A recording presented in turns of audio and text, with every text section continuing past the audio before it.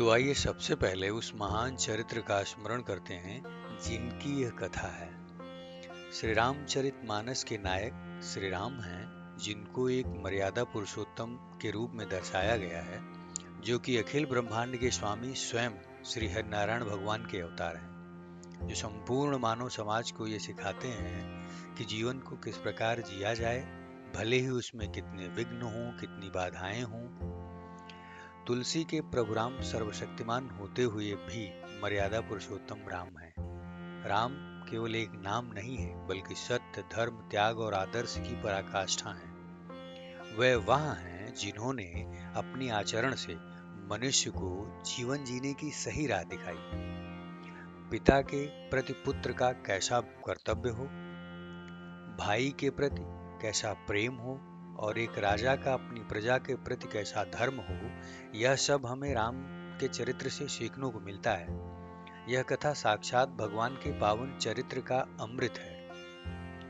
इस महान काव्य की रचना गोस्वामी श्री तुलसीदास जी ने की है।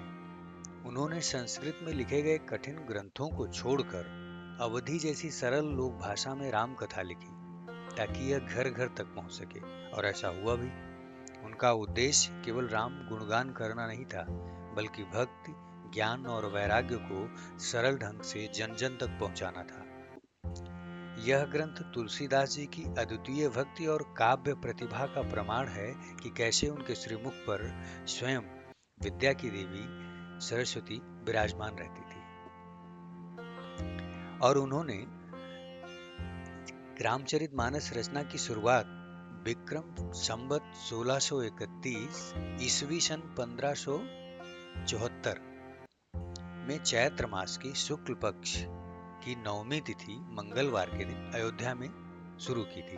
और तुलसीदास जी ने स्वयं रामचरितमानस के बालकांड में वह शुभ तिथि बताई है जब उन्होंने पवित्र ग्रंथ लिखना शुरू किया, और एक चौपाई के माध्यम से बताई है। वो चौपाई है, संबत 1631 करऊं कथा हरिपद धरि शीशा। मतलब संबत 1631 संबत 1631 में करऊं कथा हरिपद धरि शीशा, मैं तुलसीदास भगवान श्री हरि चरणों में सिर नवाकर इस राम कथा को कहना प्रारंभ करता हूँ। दूसरी चौपाई में उन्होंने वो विशिष्ट तिथि, दिन और स्थान भी बताया है। नवमी भौम बार मधुमासा, अवधपुरी यह चरित प्रकाशा। मतलब नवमी चैत्र मास की नवमी तिथि, जो श्री राम का जन्म दिवस है। भौमबार मतलब मंगलवार का दिन। मधुमासा मतलब चैत्र मास, बसंत ऋतु का महीना। अवधपुरी यह चरित प्रकाशा, अवधपुरी में, अयोध्या में यह रामचरित कथा मैं प्रारंभ कर रहा हूँ।